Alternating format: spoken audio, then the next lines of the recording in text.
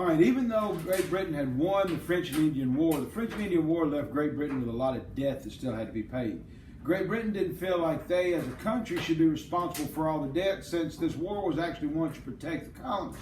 So they felt like the colonists ought to absorb, they ought to be responsible for paying some of this debt. And the way they were going to have the colonists pay the debt was through different taxes.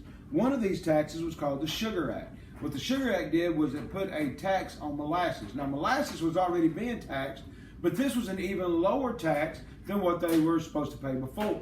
The reason the colonists had a problem with this was because they weren't actually paying the tax they were supposed to be paying. What they would do was smuggle in illegal molasses, and on the illegal molasses, they weren't paying any taxes at all. So now this Sugar Act makes it even easier for British officials to put the people who are smuggling in molasses on trial.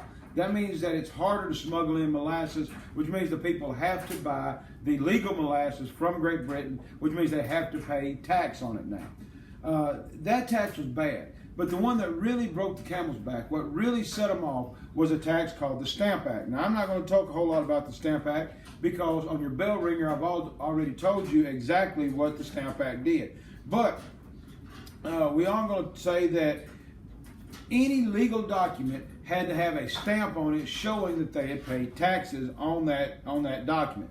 This was not a new idea. The people in Great Britain had been paying the Stamp Act for a long time, but this was the first time that the people in the American colonies had to pay it.